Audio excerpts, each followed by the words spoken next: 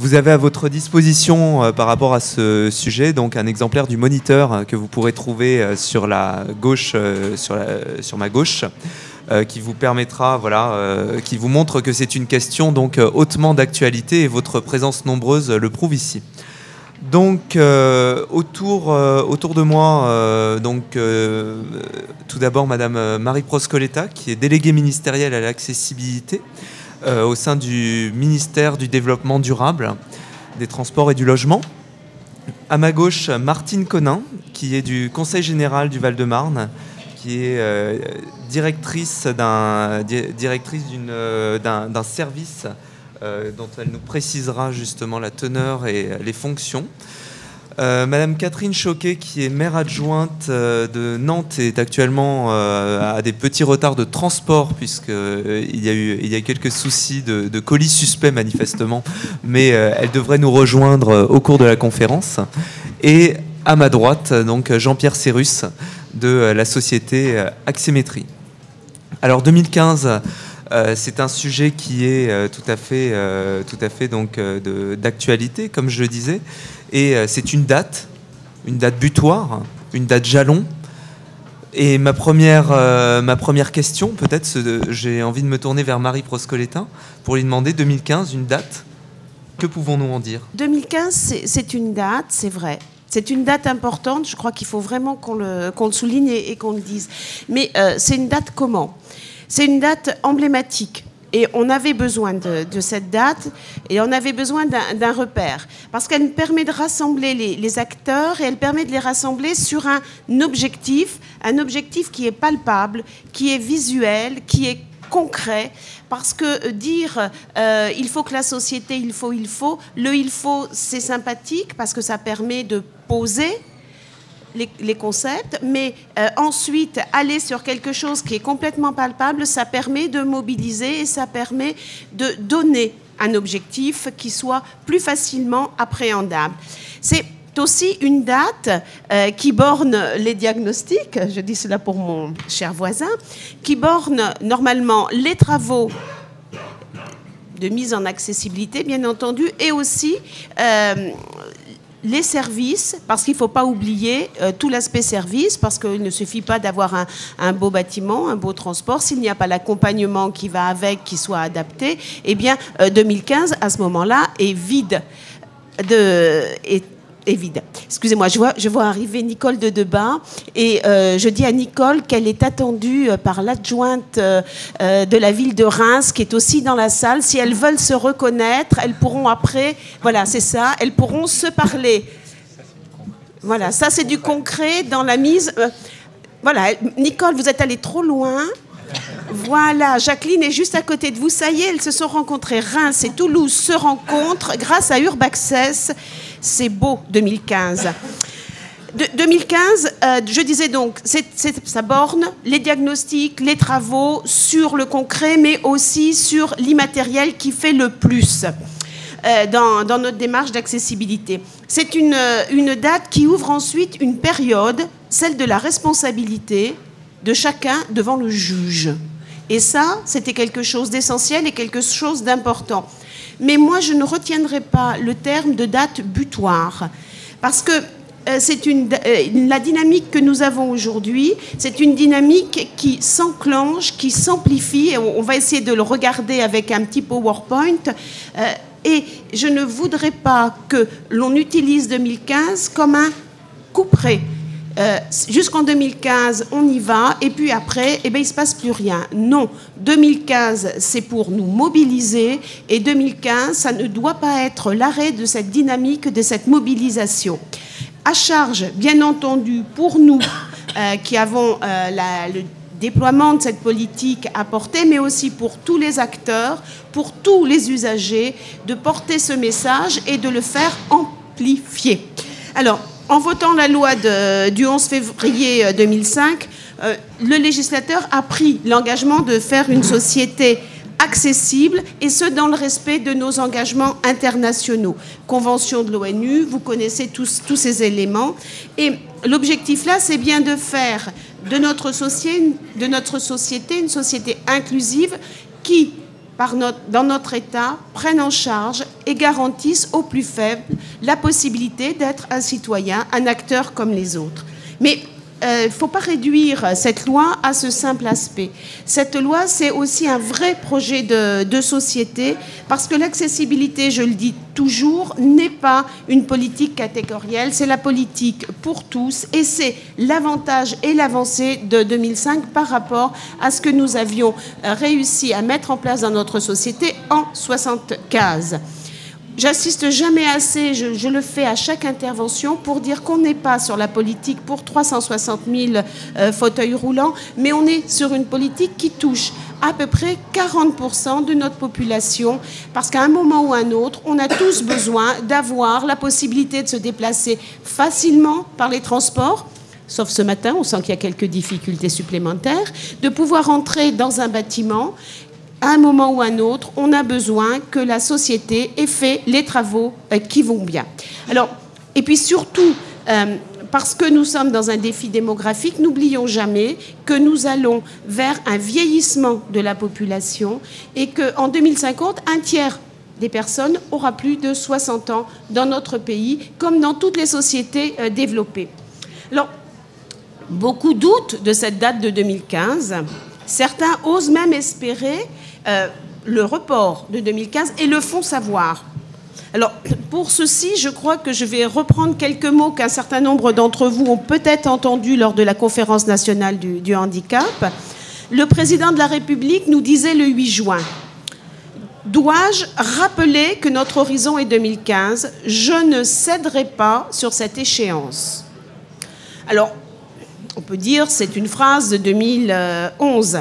Mais 2012, le 10 janvier 2012, excusez-moi, il précisait à nouveau « Les normes d'accessibilité pour les personnes handicapées doivent être absolument et scrupuleusement respectées. Il s'agit d'une question de solidarité, de respect et de justice. C'est pourquoi l'échéance de 2015 pour l'accessibilité de tous n'est pas négociable. » Donc je crois que si les choses sont redites clairement, certains se souviennent peut-être d'un rapport d'un sénateur. À ceci, je répondrai à nouveau avec les paroles du président qu'il a tenues à Mulhouse ce 10 janvier. Je le dis aux élus qui sont dans cette salle, je sais qu'il y a trop de normes, je le sais, mais il est un domaine, un seul, où je demande d'avoir la générosité de comprendre que les normes sont bien nécessaires, que ce sont celles de l'accessibilité pour les personnes handicapées. Et il continue, tout ne se vaut pas, mesdames et messieurs, et mes chers compatriotes, il y a des normes dont j'admets bien volontiers que nous avons eu tort, par nous, je veux dire l'État, mais il y a des conditions normatives sur lesquelles on ne peut pas transiger, parce que là encore, une société se juge à la façon dont elle traite les plus faibles et les plus fragiles. Voilà, des phrases lourdes de sens pour aider ceux qui douteraient encore de 2015 à comprendre que 2015 est là et que ça reste notre objectif et notre horizon, mais non pas notre butoir. Et malgré la complexité des chantiers et les coûts, la France se redessine progressivement.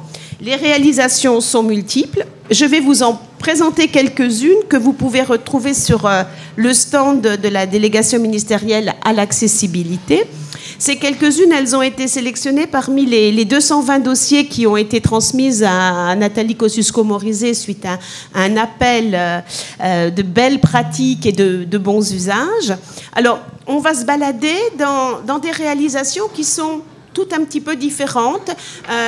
On vous a mis un panel. Vous y trouverez donc de l'ancien, pour voir que même dans l'ancien, c'est faisable. Vous y trouverez du neuf, magnifique, extraordinaire. Vous y trouverez du bâtiment, du transport. Et on s'arrêtera sur la voirie parce que je pense que la voirie est vraiment essentielle parce que c'est ce qui permet de faire le lien et qui est le support de ce fameux vivre ensemble vers lequel nous aspirons. Alors, la mairie de Villebois, ne me demandez pas le département.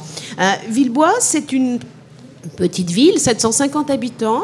750 habitants et néanmoins une volonté forte de réadapter sa mairie. Alors, une rampe, des locaux à l'intérieur faciles à vivre, faciles à travailler, parce qu'on voit avec cet exemple-là qu'on peut à la fois associer l'usage, aussi bien pour le travailleur que pour la personne qui vient dans l'établissement. Et puis, Villebois, comme c'est une petite commune, eh ben, derrière, il y a aussi l'école. Donc, la municipalité a réglé le problème aussi bien à l'école qu'à la mairie. Sur le slide suivant, là, on passe dans une grande et belle manifestation. Hein, on est sur une auberge de jeunesse. Elle est toute neuve. Elle est toute neuve. Ah oui, c'est merci, Florent. C'est plus facile. Elle est toute neuve et on voit qu'il y a eu un très, très, très gros effort qui a été fait en matière de signalétique. On y voit clair, on sait comment on peut se déplacer, on sait où sont les choses. Et puis, surtout, dans cette réalisation, on ne voit pas que les réponses ont été apportées pour certains. Tout le monde y trouve son compte. Donc voilà, c'est une très belle réalisation dans un quartier qui est en renouveau, avec en plus un cheminement pour aller jusqu'à la mer qui permet à tous d'y aller. Si on continue, on va descendre un peu. Là, on va du côté de l'INSA, à Lyon. La bibliothèque, encore un gros beau bâtiment tout neuf. On y trouve énormément de réponses, de facilité de circulation, de facilité pour se déplacer, pour se repérer. La signalétique a été très très bien étudiée et puis il y a toute la complémentarité avec les transports. Si on continue, ben voilà. Là maintenant, on va prendre un petit bol d'air. 2351 mètres. Au cœur du parc historique de la Vanoise, avec un bâtiment d'hébergement, on ne le voit pas trop parce que les images sont petites, mais qui offre la possibilité de rester sur place, de rester dans ce magnifique écrin, et puis des possibilités de se promener, puis du matériel. Mais enfin, tout ça, c'est plus léger, mais tout a été pensé. Ah, vous êtes allé un peu vite. Non, ça va, Florent. Alors, on continue, ici. Alors maintenant, un point qui est essentiel. Là, à Saint-Quentin, l'office d'HLM a travaillé sur de l'ancien. Et on voit bien que c'est de l'ancien. Quel a été l'intérêt de cette réalisation ? Eh bien, permettre aux personnes de rester chez elles, d'y vivre le plus longtemps possible, d'y vivre dans les conditions qui vont bien, avec les équipes qui vont bien pour analyser et analyser les besoins et apporter les réponses.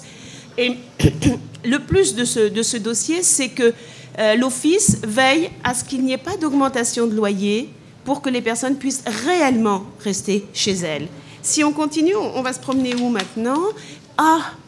Une toute petite réalisation, parce que ce n'est pas uniquement dans les réalisations grandioses que l'on voit que la dynamique est là. Là, c'est un exploitant agricole qui a décidé de rendre son gîte rural complètement accessible.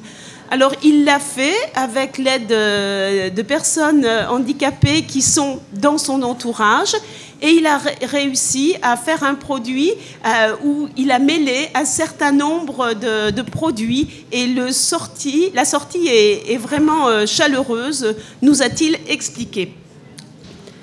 Maintenant, on va ailleurs, en France, et là, on le voit sur la photo de gauche, dans une construction neuve de logements. On pourrait croire que c'est des logements banalisés. Eh bien, oui, globalement, mais certains ont été faits pour des personnes lourdement handicapées. Et donc, avec les mêmes réponses que pour les autres personnes, à savoir un jardin, des possibilités de vie grâce au lien avec la commune. On continue, Florent ? Tous les secteurs ont été regardés et on a eu énormément de propositions, de sentiers qui ont été faits et aménagés pour que tout le monde puisse s'y promener ensemble. Celui-ci présente aussi l'avantage d'avoir été travaillé par des personnes handicapées, puisque elles ont appuyé l'aménagement du sentier. On continue. Et on va se trouver cette fois-ci. Alors là maintenant, on est dans un chantier très très gros, très lourd, qui montre que le cheminement se fait avec du matériel, c'est pas toujours de la simplicité, et que là, on a, au nom de l'accessibilité, relié deux parties de la ville. Vous avez une partie haute et une partie basse. Un quartier historique, le cœur de ville, et un quartier plus populaire.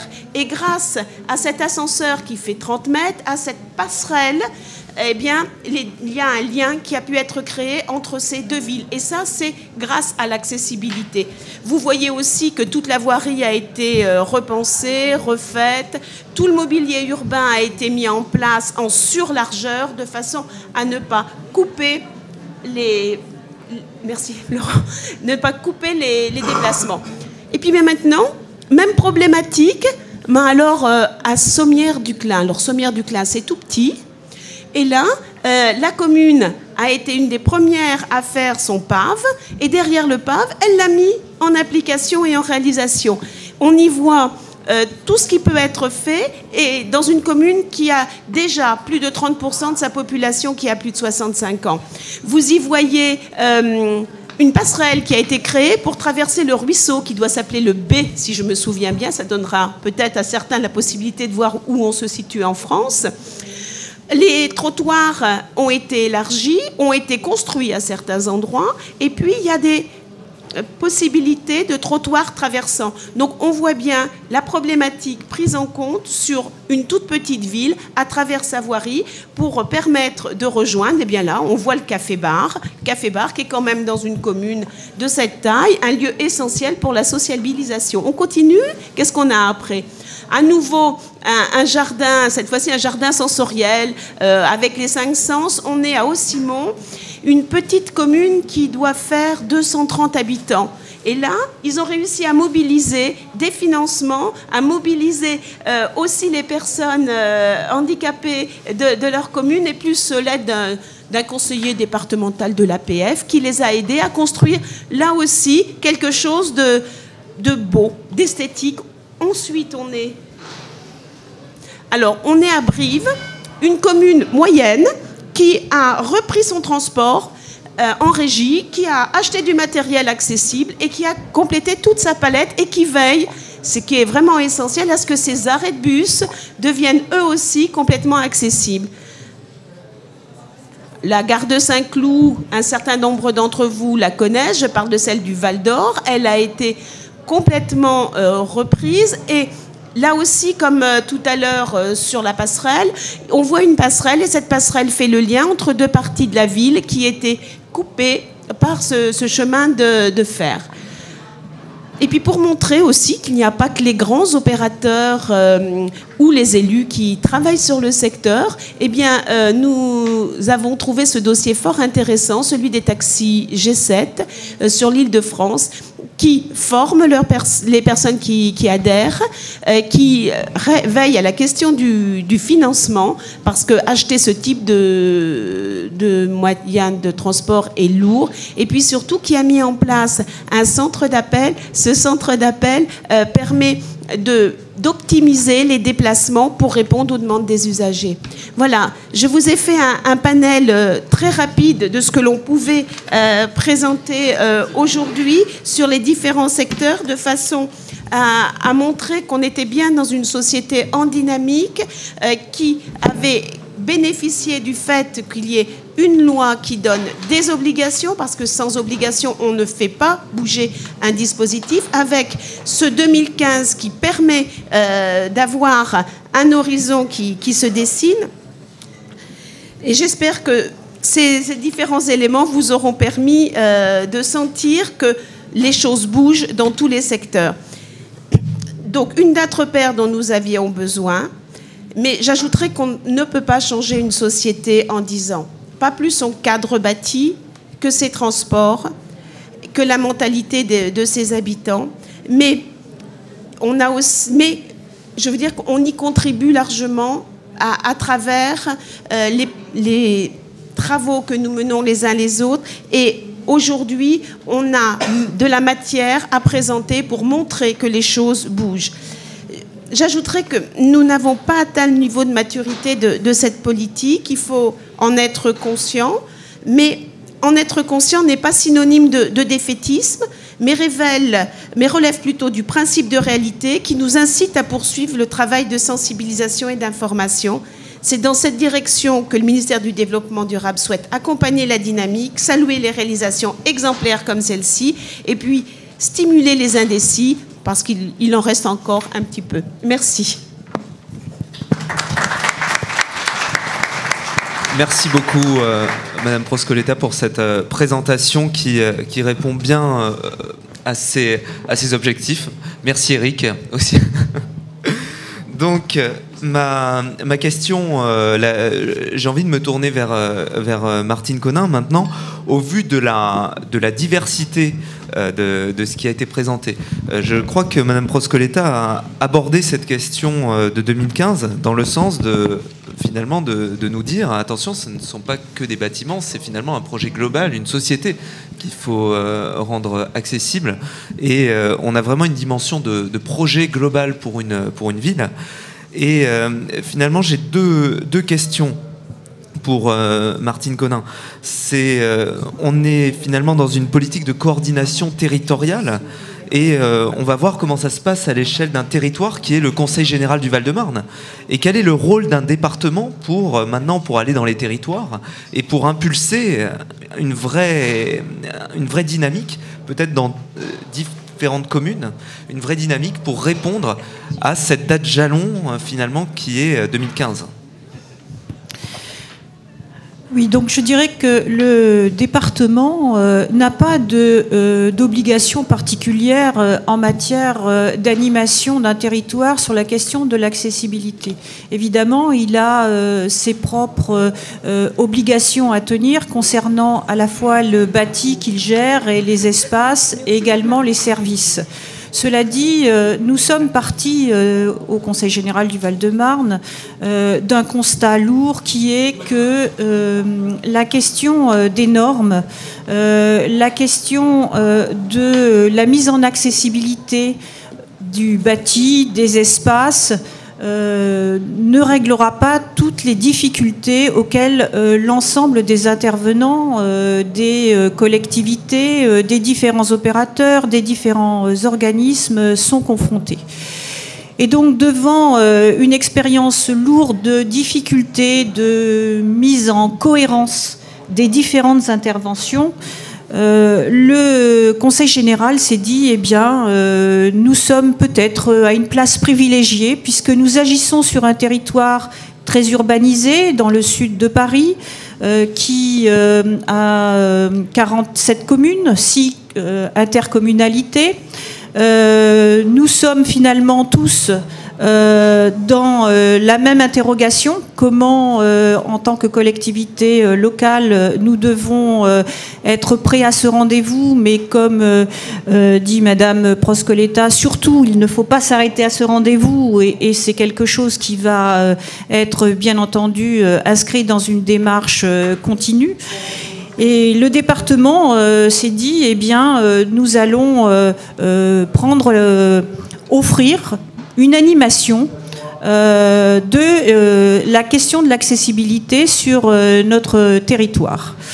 Et donc le président du Conseil général a demandé à un conseiller général de prendre en charge cette question particulière, et donc lui a donné une mission particulière pour animer la politique d'accessibilité dans le département. Alors, nous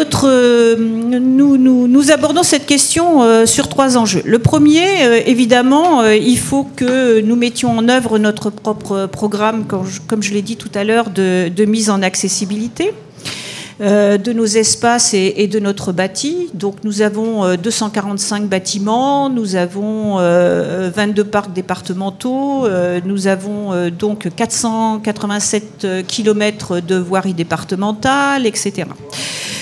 Il faut bien entendu aussi, deuxième enjeu, que l'accès aux services et que nous distribuons et à la formation soit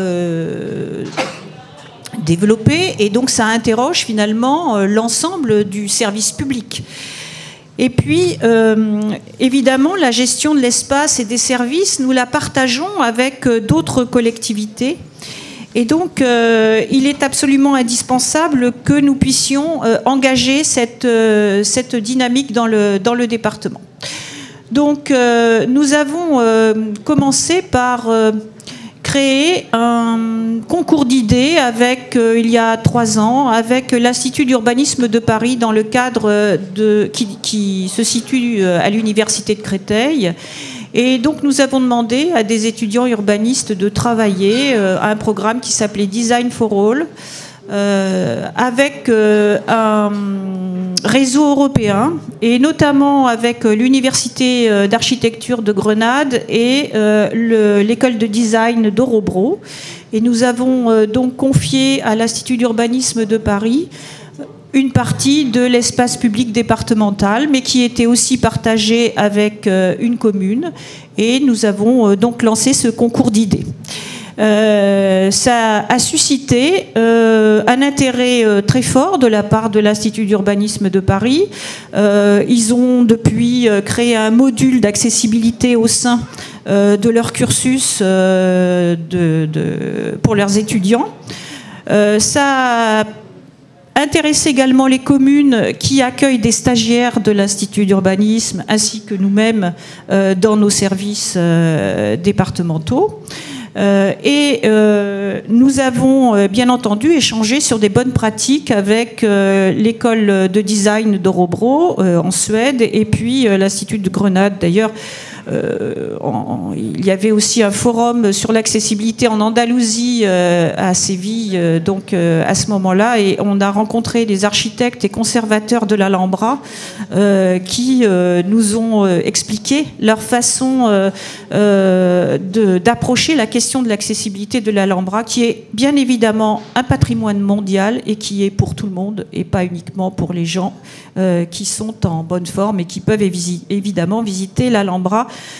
C'est une démarche extrêmement passionnante et extrêmement riche. Alors ensuite, partant de ce constat-là, on s'est dit finalement on peut créer une dynamique dans ce territoire val-de-marnais. Et donc, nous avons mis en place un programme d'action. Alors, ce programme d'action, il vise à cibler la meilleure coordination possible des interventions. Donc, nous avons mis en place un programme de 9 ateliers où nous invitons l'ensemble des communes et des intercommunalités du département à partager sur des bonnes pratiques, à la fois sur la création, la mise en œuvre d'épaves, sur la question de l'accessibilité des commerces, sur la question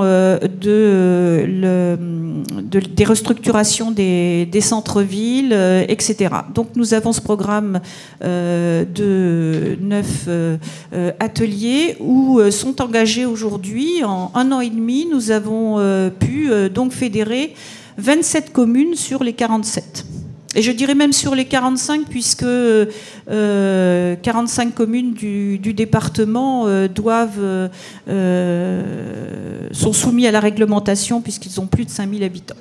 Voilà, alors c'est extrêmement important puisque évidemment la vie d'un Val-de-Marnais ne s'arrête pas aux frontières de sa commune et que un des grands écueils, c'est qu'entre chaque point accessible, il n'y ait pas de continuation de la chaîne de déplacement. Et donc nous y veillons particulièrement. Nous avons évidemment un atelier également avec les opérateurs qui travaillent sur les transports et notamment avec la RATP et puis Veolia également qui distribue des services de transport dans notre département. Nous avons également travaillé dans un atelier dans lequel les communes et le département abordaient la question des priorités. Comment on priorise les mises en accessibilité parce qu'effectivement l'investissement financier est extrêmement important. Voilà, donc nous travaillons pour l'animation de ces ateliers avec le comité départemental d'architecture et d'urbanisme du département. et avec donc l'Institut d'urbanisme de Paris qui se trouve être sur notre département. Et puis nous nous sommes dit que finalement, il y avait aussi un point qui était important, qui était celui de l'articulation entre l'accessibilité pour tous et le besoin de compensation ou la complémentarité de l'aide technique pour certaines personnes. Et donc là, nous sommes en train de travailler avec le pôle pour l'allongement de la vie, qui est une structure qui est actuellement implantée à Ivry, donc dans le nord de notre département, et qui travaille particulièrement sur les gérontechnologies, et dont le projet est d'installer une pépinière d'entreprises qui travaille sur de la biotechnologie, en relation avec l'Institut du vieillissement qui vient de s'installer, de recherche sur le vieillissement, qui vient de s'installer donc à l'hôpital Charles-Foix, qui est sur la ville d'Ivry. Voilà. Et donc en matière d'innovation, c'est extrêmement intéressant. Ça rejoint totalement d'autres politiques publiques que le département mène, notamment le développement économique et de l'emploi dans notre département. Il est évident que là, il y a, sur les biotechnologies, il y a un créneau de potentiel de développement. Et donc, nous sommes en train de travailler avec un certain nombre d'entreprises qui, aujourd'hui, font de l'innovation technologique, avec également des possibilités de création d'emplois à la clé. Nous avons également... je vais conclure. Nous avons également constaté que finalement, lorsque chaque commune et chaque opérateur avait une méthode différente de diagnostic et d'approche, ça posait quand même de sérieux problèmes. Et donc là, nous nous sommes rapprochés d'une autre université, qui est l'université de Lille, qui a un laboratoire de géographie, territoire et ville, dirigé par Franck Baudin. Nous avions déjà expérimenté il y a 2 ans sur la communauté urbaine, sur l'intercommunalité du Val-de-Bièvre dans le nord de notre département, des tests pour les diagnostics de mise en accessibilité. Et donc là, nous venons de signer une convention avec ce laboratoire pour financer la thèse d'un doctorant pendant 3 ans, et qui va donc venir travailler avec l'ensemble des communes qui voudront effectivement utiliser cet outil et cette démarche de diagnostic pour créer un outil, et que cet outil puisse être mis à disposition des collectivités et intégré au système d'information géographique que maintenant un certain nombre de collectivités développent. Il nous a semblé effectivement que la question de la méthode pouvait être, je dirais, un levier extrêmement important pour se coordonner. Bon, donc, j'aurais d'autres choses à indiquer également, mais en tout cas, je dirais que l'objectif pour nous est d'être dans une dynamique pour créer cette coordination, parce que il y a un certain nombre de difficultés à la mise en accessibilité, mais en tout cas, il est très très important qu'on puisse au moins lever aussi cette barrière de toutes ces différenciations, de tous ces modes de financement différents, de ces traitements extrêmement différenciés sur un même territoire. Voilà. Et je voudrais quand même ajouter un mot, parce que je voudrais aussi vous dire que nous avons dans les directions du département un référent accessibilité et que le président du Conseil général souhaite que la question de l'accessibilité soit abordée dans toutes les politiques, que ce soit celle de l'accueil en crèche, que ce soit celle des politiques de solidarité, que ce soit celle des politiques d'aménagement, des politiques de l'habitat, de la voirie des transports, des bâtiments départementaux, de la direction des ressources humaines. Il nous a demandé que cette question soit portée de façon transversale sur l'ensemble des directions. Merci beaucoup.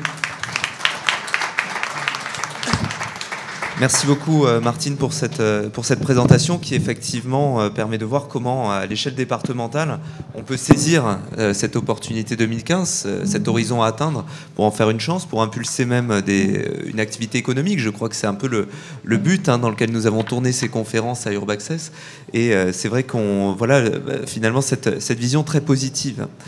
Alors en parlant de vision positive, en parlant de dynamique, nous avons Catherine Choquet donc, qui nous a fait le plaisir de nous rejoindre autour de cette table. La ville de Nantes est quand même assez reconnue aussi pour ses qualités et pour son engagement en matière d'accessibilité. C'est pour ça que nous lui avons demandé de se joindre et de porter un témoignage aussi sur la façon d'appréhender cet objectif 2015 et la façon d'appréhender l'accessibilité à l'échelle de votre territoire. Merci, je vous remercie d'inviter Nantes à témoigner devant cet auditoire que j'imaginais beaucoup plus clairsemé, parce qu'on voit qu'on a souvent du mal à faire venir quand même les personnes. Quand on veut parler de handicap, on a du mal à déplacer les personnes, ou alors ceux qui se déplacent sont les personnes concernées. Mais là, j'ai l'impression que l'auditoire est vraiment beaucoup plus large. Puis je vous présente mes excuses aussi d'être arrivée. La conférence avait commencé. J'ai eu ma première expérience d'alerte à la bombe dans le métro. Donc je m'en rappellerai, mais je suis arrivée, c'est le principal. Et c'était finalement sans conséquence. Donc Nantes, pour ceux qui ne connaissent pas, parce qu'évidemment je vous invite à venir visiter Nantes, qui c'est vrai est une belle ville. Elle a des qualités, je dois reconnaître qu'elle a aussi des défauts, notamment en matière d'accessibilité, et je ne les masquerai pas. En tout cas, Nantes, c'est une ville qui se trouve au sud de la Bretagne, en bord pas très loin de l'océan, une ville qui fait 300 000 habitants dans une agglomération qui en fait 600 000. Donc c'est pour dire le poids de l'agglomération au centre, et aussi la concentration sur la ville de Nantes elle-même de différents équipements culturels ou sportifs. Et ça, c'est différent par rapport à des communes comme, je pense déjà ici en banlieue parisienne et à Paris, où la concentration, la densité est très très forte. Et puis la différence qu'il peut y avoir avec des agglomérations comme Bordeaux ou Grenoble, où le poids de la ville-centre n'est pas le même. Donc ce que j'explique là, c'est vraiment une démarche d'une ville dense importante. Alors, je commence tout de suite par une photo, si c'est possible. C'est la photo d'une partie de la mairie de Nantes, qui est la partie en tout cas la plus honorifique, on peut dire, la plus ancienne aussi. Vous voyez qu'il y a un petit... la rue est en pente, il y a des marches, des échauguettes. C'est un bâtiment du XVe siècle, des murs qui font 1,50 m, il fait très bon l'été, mais pour l'accessibilité, ça n'avait été absolument pas pensé. Donc voilà, symboliquement déjà, la première chose qu'il faut faire.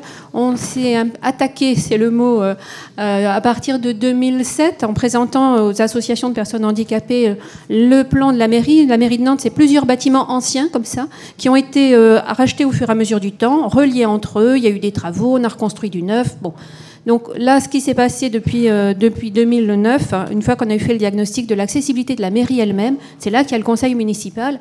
On a programmé des travaux qui sont déroulés sur 3 ans, des programmations spécifiques de travaux pour l'accessibilité. Donc là, c'est par exemple des ascenseurs, des sas. Après, sur le bâti, on a voulu faire vite, et là, c'est un petit défaut. On a voulu faire vite, et finalement, le diagnostic, on l'a fait en interne. C'est probablement une erreur, parce que on est obligé un peu de revenir en arrière maintenant en faisant des grilles d'évaluation qui puissent être suivies régulièrement. Donc ça, c'est quelque chose qu'il faudra modifier. En même temps, ce diagnostic s'accompagne aussi, on l'a vu, de la formation des techniciens. Ça, c'est un point sur lequel j'insiste, parce que c'est eux qui sont là au quotidien, donc qui voient ou qui ne voient pas ce qu'il faut faire, mais qui comprennent ou qui ne comprennent pas ce qu'on leur demande.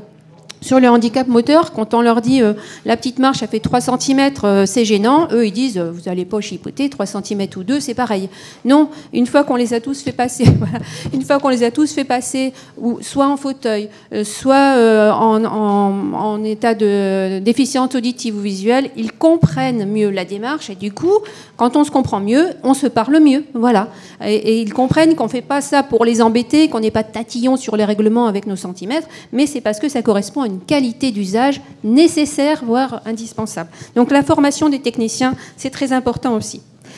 La diapo suivante, s'il vous plaît, parce qu'on arrive sur ce à quoi je suis particulièrement attachée, c'est la démarche de dialogue citoyen. On a donc, depuis 20 ans maintenant, ce travail avec les associations de personnes en situation de handicap, qui s'est formalisé en Conseil nantais des personnes handicapées, donc qui fonctionne bien, je vous dis, avec toutes les associations qui sont présentes. Et j'ai demandé à ce conseil de faire le choix des établissements qu'ils souhaitaient voir rendre accessibles. Eux, de prioriser, enfin de faire le choix, de prioriser, puisqu'une fois qu'on a fait le bilan, quelles sont les priorités à donner.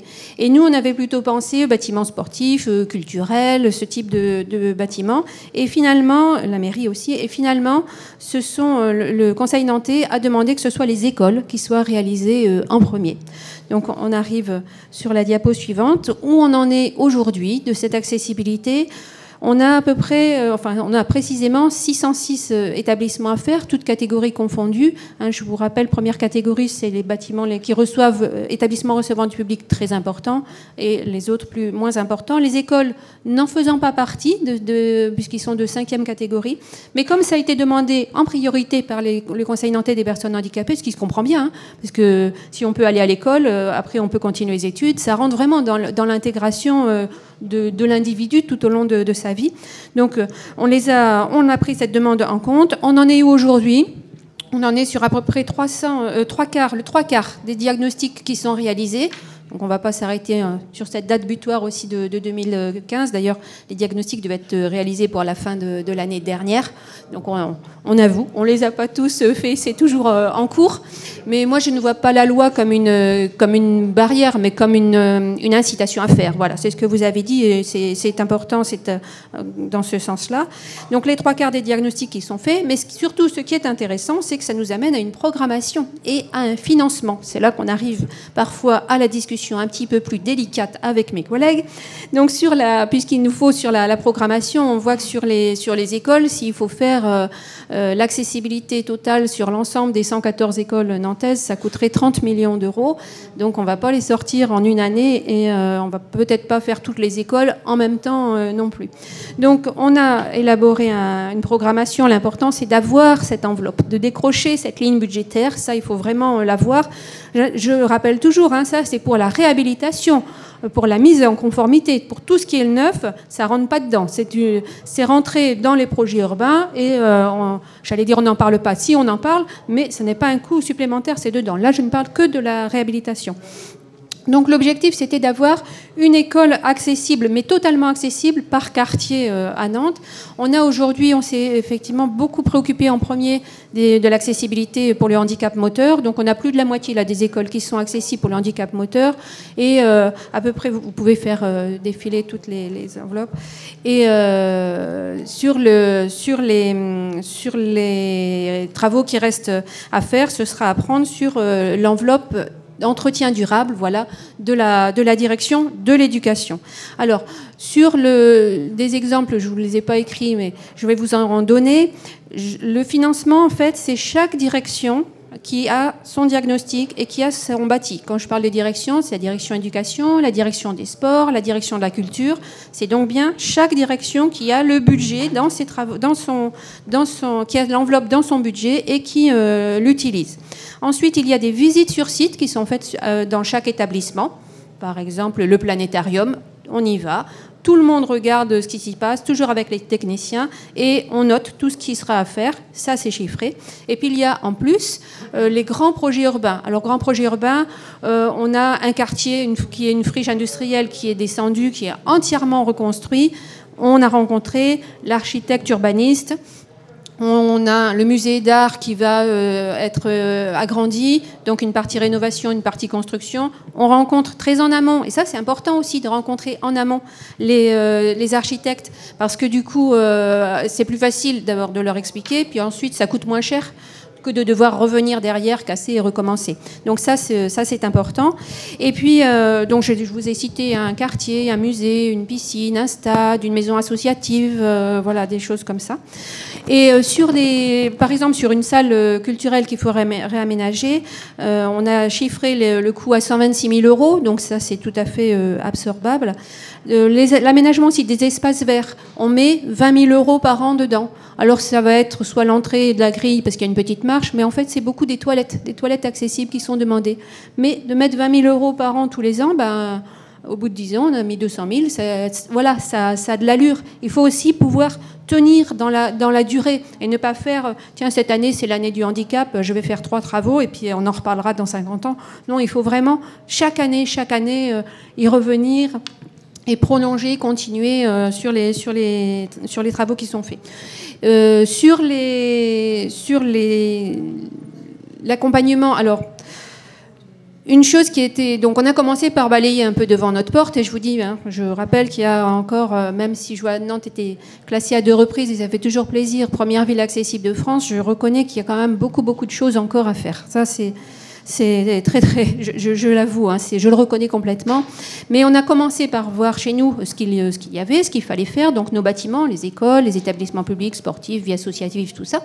Mais les personnes nous demandent aussi beaucoup, puisque ce conseil nantais, il est très actif et il parle et il exprime des demandes qui ne sont plus des revendications seulement en disant je veux ceci, sinon je me fâche. C'est vraiment la construction de la politique de la vie, la construction de la vie dans la cité qui est faite avec nous. Et c'est ça qui est très intéressant, que moi je trouve très intéressant. On construit bien dans les villes, on construit pour les gens et pour le quotidien. Donc c'est important qu'elles participent et qu'elles contribuent. Donc les personnes nous ont dit ce qui est difficile maintenant, les écoles, le sport, ça s'arrange, mais l'accès au commerce reste difficile. Alors là, c'est plus délicat parce que la mairie n'a pas la main sur l'accessibilité des commerces. On arrive là sur une partie privée. Et on a appliqué notre méthode de travail traditionnelle, un groupe de travail du Conseil nantais des personnes handicapées, rencontre avec les commerçants, avec des objectifs et qui marque aussi le rôle de chacun. Parce que les commerçants ont tendance à dire faites pour nous, vous n'avez qu'à payer, sinon mon commerce sera en faillite dans le trimestre qui suit. Donc on discute, on fait connaissance, on est d'accord ou pas d'accord. Mais en tout cas, on a discuté, on essaye de trouver un terrain d'entente. Et là, l'objectif, ça fait maintenant 1 an et demi que travaille cet atelier commerce avec les différents partenaires. Et maintenant, on est arrivé sur quelque chose où la ville, en fait, en gros, pour faire simple, s'est engagée à tout faire pour que les personnes en situation de handicap puissent arriver jusqu'à la porte du commerce. C'est-à-dire que tout ce qui est terrain en pente, marche, trottoir étroit, tout ce qui envahit les trottoirs, feux sonores, stationnement, voilà, que tout ça se soit facilité. Mais c'est aux commerçants après de faire l'accessibilité à l'intérieur. En même temps, on se rend compte qu'alors eux, ils n'ont absolument pas connaissance de la loi et de la date du limite de 2015. On a été très frappés de cette ignorance-là. Autre problème, c'est que souvent, ils ne sont pas propriétaires de leurs murs, mais ce sont des franchises, ou alors ils sont locataires, ou alors ils restent 3 ans, 5 ans, puis ils disent c'est aux propriétaires de faire et donc pas à moi. Donc on a essayé d'apporter un soutien technique, un soutien aussi en information. Et puis là, on a un partenariat, nous aussi, c'est quelque chose que vous avez développé, un partenariat avec l'école d'architecture qui est à Nantes même, et une école de design qui est à Nantes même aussi, où là, on est en train de construire, de développer des commerces virtuels en 3D, sur les services, ou il y a un fleuriste, il y a différents types de commerces, mais en tout cas, où le public, la poste aussi, comme ça, pour que l'accessibilité soit faite, toutes les problématiques soient faites, soient identifiées, avec les réponses qui sont à proposer. Donc ça, c'est intéressant. Et, ce contact aussi qu'on a eu avec l'école d'architecture, du coup, moi, je suis invitée à l'école d'architecture la semaine prochaine pour participer à un jury sur la construction d'une crèche. C'est la première fois, ça fait 10 ans que je suis élue, c'est la première fois que je suis invitée à un jury comme ça. C'est pas tant de faire partie d'un jury, mais ça veut dire que la question du handicap, du coup, ils se sont posés parce que les étudiants architectes nous disent qu'ils ont 1 heure d'enseignement sur l'accessibilité, et encore, c'est pas obligatoire. Donc après, on peut pas leur reprocher non plus de ne pas savoir faire ou de ne pas y penser. Et là, ce partenariat aussi qu'on a depuis longtemps, il a eu cet intérêt de développer à nouveau la connaissance, l'échange et du coup la confrontation. Et là, il faut absolument que j'aille à ce jury parce que ça fait partie de faire parler du handicap. Voilà, et je conclus là-dessus, puisque mes trois axes forts, c'est vraiment sur l'accessibilité, c'est vraiment de pouvoir être dans la durée, ne pas s'arrêter, ni avant 2015, ni après, et de le faire avec les personnes qui sont en situation de handicap pour être sûr de faire le mieux possible. Merci beaucoup, Madame Choquet. Jean-Pierre Cérus, que vous connaissez sans doute tous, qui est donc le directeur général, je crois, de la société Axémétrie, enfin Optimétrie, etc. Il nous expliquera mieux que moi ce qu'il fait en ce moment. En tout cas, ce que je sais, c'est qu'il accompagne des collectivités, leader aussi en la matière. Et j'ai envie de lui poser 2 questions. On a fini les diagnostics. Maintenant, on va vers la mise en œuvre, et je sais que tu en parles beaucoup, Jean-Pierre, de cette façon. Donc, c'est comment fait-on concrètement et comment finalement développe-t-on ces nouveaux métiers de conseil et d'accompagnement ?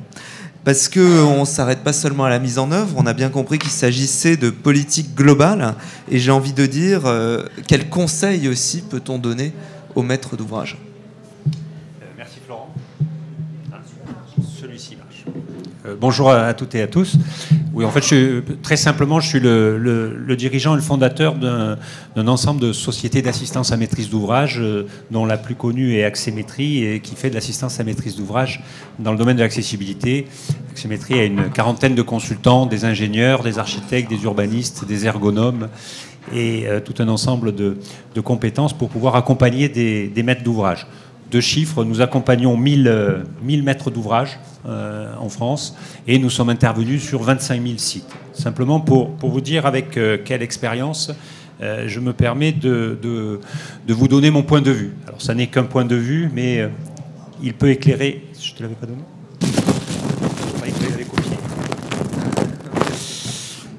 C'est un point de vue, et évidemment il peut participer au débat. Je voudrais dire que, vu de notre fenêtre un peu privilégiée, on a la chance d'intervenir sur tout le territoire national, y compris à l'île de la Réunion ou aux Antilles. On peut dire que, de notre fenêtre, les choses avancent. On a parlé ce matin des diagnostics, c'est vrai qu'ils ne sont pas terminés, mais on en a fait beaucoup. Il y a une slide, mais on passera rapidement, c'est pas la plus intéressante, mais je vous donne quelques chiffres. Depuis 2003, nous suivons chaque année les consultations sur les diagnostics d'établissements recevant du public. Il n'y en a pas eu en 2003. Il y en a eu 520 en 2009. C'était un peu la pointe. On continue à en avoir. Cette semaine, il y a encore, en particulier, des communautés de communes. On est dans le rural, mais des petites communes se rassemblent aujourd'hui en groupement d'achat et terminent donc cette première obligation qui était celle des diagnostics. Toujours vu de notre fenêtre, on voit apparaître justement de nouveaux besoins de la part des maîtres d'ouvrage sur les établissements recevant du public, sur la mise en accessibilité des établissements recevant du public. Depuis juillet 2011, déjà une 30aine de consultations pour trouver des prestataires, des compétences nouvelles en matière d'assistance à maîtrise d'ouvrage sur des établissements recevant du public. Je voudrais faire quelques remarques très simples sur l'état de lieu qu'on peut faire en début 2012. C'est d'ailleurs très convergent avec ce que j'ai entendu de la part de Marie Procoletta et de la part des collectivités que nous avons l'habitude d'entendre. Évidemment, le diagnostic n'était qu'une étape, et c'était une étape d'aide à la décision. Je crois qu'il y a derrière nous le débat de la précision des diagnostics. Ceux qui ont raison, c'est ceux qui ont fait des diagnostics, qui les font et qui s'en servent pour décider. Après, est-ce qu'il aurait mieux valu les faire comme ci ou comme cela ? Je pense que c'est un peu derrière nous. L'essentiel du chantier est évidemment après. Ne serait-ce que sur le plan des moyens engagés. Ça va beaucoup plus vite en moyens humains, en compétences, de savoir ce qu'il y a à faire que de le faire. Et il est bon de le rappeler. C'est évidemment l'échelle du chantier qui est exceptionnelle.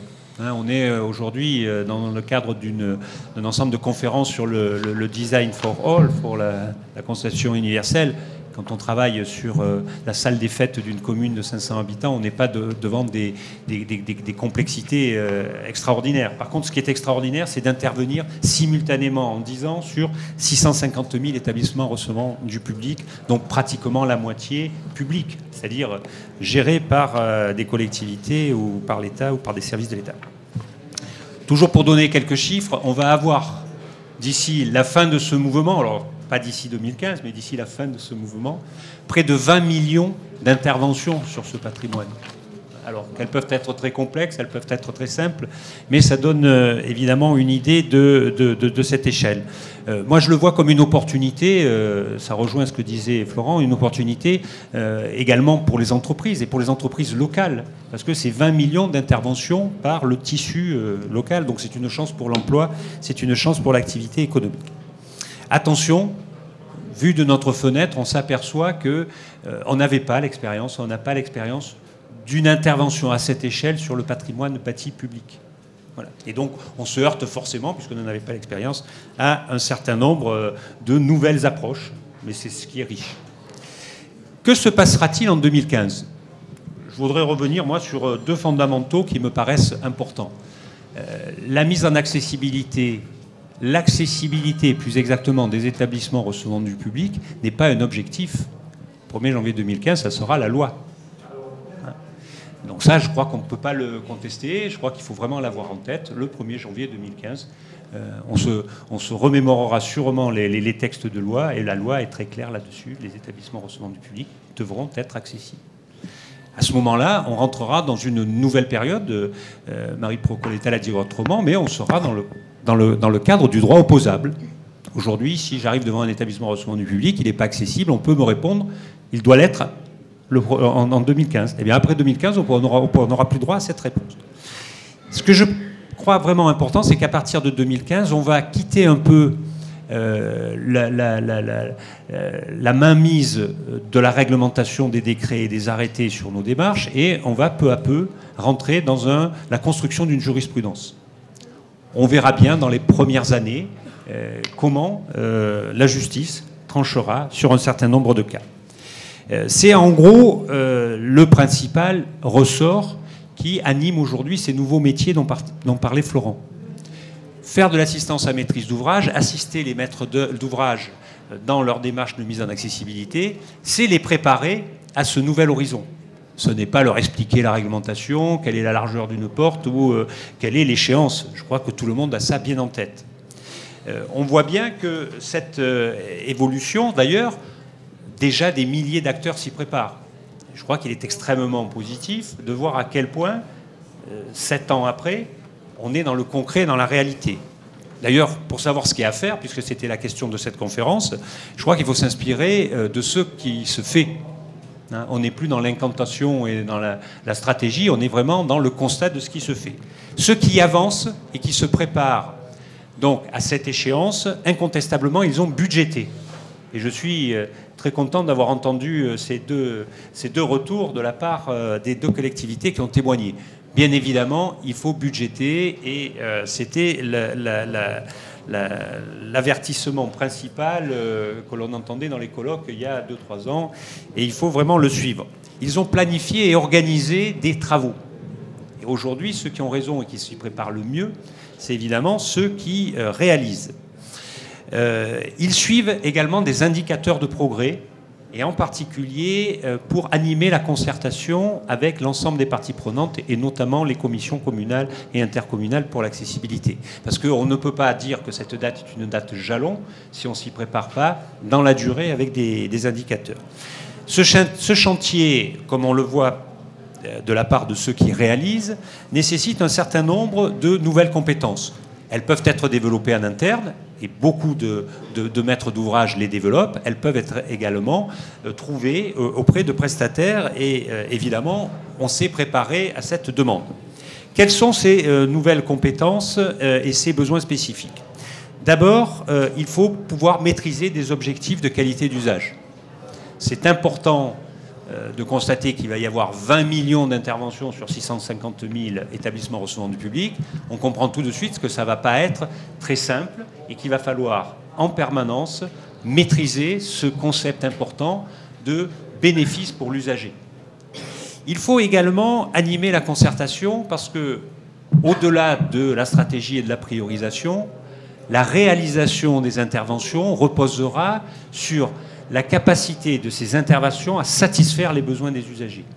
Et ça, on ne pourra le contrôler et le mesurer qu'avec un effort quotidien d'écoute et de concertation avec les parties prenantes. Il faut être également capable de concevoir des solutions spécifiques. Même pour la salle de fête d'une commune de 300 habitants, eh bien, il y a de la conception. Rien n'est automatique. En tout cas, ce ne sont pas les arrêtés et les décrets qui décrivent la solution. La solution, ça reste un acte de conception. Il faudra également sélectionner et trouver des équipements spécifiques. En France, à l'étranger, ils s'en créent tous les jours et évidemment, les échanges, les retours d'expérience et d'échanges sur les équipements sont très importants. Il faut également s'adapter à un suivi d'exécution un peu particulier, puisqu'on est sur des travaux de proximité, et donc il faut pouvoir valider au fur et à mesure. On n'est pas sur un grand chantier dont on constate les résultats à la fin, mais c'est vraiment au fur et à mesure un suivi d'exécution de détail. Enfin, il faut pouvoir préparer cette jurisprudence. J'ai entendu sur la stratégie de la ville de Nantes, cette organisation par quartier.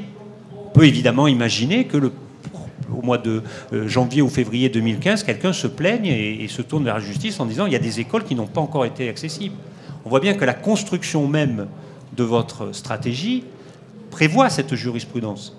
Un juge ne jugera pas de la même façon quelqu'un qui n'aura rien fait, quelqu'un qui aura fait au hasard, et puis quelqu'un qui aura fait en concertation et de manière structurée et stratégique. Enfin, je crois que parmi les grandes attentes des maîtres d'ouvrage, face à ce chantier assez exceptionnel, il y a également besoin d'un transfert de compétences.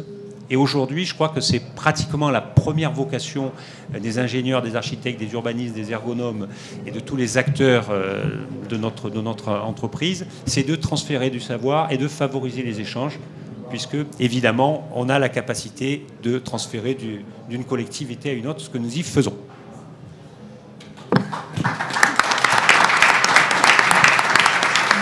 Merci beaucoup pour cette intervention, Jean-Pierre. J'avais une dernière question à poser peut-être à Marie Procoletta en guise de conclusion et de synthèse. Que vous inspirent ces différents échanges ? Je soulignerai trois points. Tout d'abord, l'importance de l'implication des élus. Je veux dire que, mesdames, vous en avez été la démonstration parfaite. Si on n'a pas un maître d'œuvre, si on n'a pas un pilote dans l'avion, eh bien, il décolle pas. Et là, c'est bien le travail que vous faites qui permet de faire évoluer tout le cadre, aussi bien le cadre public et privé, puisque Jean-Pierre nous a rappelé qu'il y avait beaucoup de public, mais il y a aussi beaucoup de privé. Et c'est ce travail, cette implication-là qui est forte, indispensable et nécessaire. Le point suivant, c'est savoir déterminer des priorités et s'inscrire dans le temps. Sans pérennité, il n'y a pas de politique efficace, et en accessibilité, c'est aussi un élément totalement essentiel qu'il faut bien retenir, c'est je m'inscris dans le temps, le travail ne peut se faire qu'à ces conditions, le respect et la confiance avec les associations ne peuvent s'inscrire que grâce à la continuité. L'échange, oui, indispensable, mais la continuité, c'est l'assurance, c'est la garantie d'une réalisation efficace sur la ville. Et puis le dernier point, les 220 dossiers qu'on a lus, qui nous ont été transmis par tout un tas de maîtres d'ouvrage, signalaient une attention toute particulière à avoir lors des travaux. C'est le point essentiel du petit paragraphe qu'on avait mis sur quelles sont les difficultés que vous avez rencontrées. Eh bien, les difficultés, c'est qu'effectivement, comme Jean-Pierre Serus vient de nous le dire, le transfert de savoir n'est pas totalement opéré. Il y a nécessité d'assurer un véritable suivi pendant la phase de réalisation des travaux. La mise en accessibilité est coûteuse sur l'ancien, peu coûteuse sur le neuf, mais le bâtiment, une fois qu'il est refait, il est là pour plus de 60 ans, et si on a loupé cette phase-là, eh bien, on a loupé quelque chose d'essentiel. Donc, bien veiller à coordonner, bien veiller à suivre, et là, impliquer l'expert usager qui permet aussi de suivre. Mais il y a aussi maintenant, Jean-Pierre nous l'a montré, expliqué, des personnes qui savent faire sur la qualité d'usage, et il faut s'associer, me semble-t-il, de façon importante, leur savoir-faire. Voilà ce que j'aurais voulu rajouter si vous m'aviez donné la parole, mais vous l'avez fait. Merci, Florent. Merci beaucoup. Alors, c'est vrai qu'il était prévu un échange rapide avec la salle. Cependant, pour des questions de timing, on a un petit peu débordé sur l'horaire. Ce que je vous propose, c'est de poursuivre ces échanges éventuellement à l'extérieur. Nous sommes, je pense, à votre disposition pour répondre à quelques questions. Merci beaucoup de votre attention et puis bonne continuation de salon.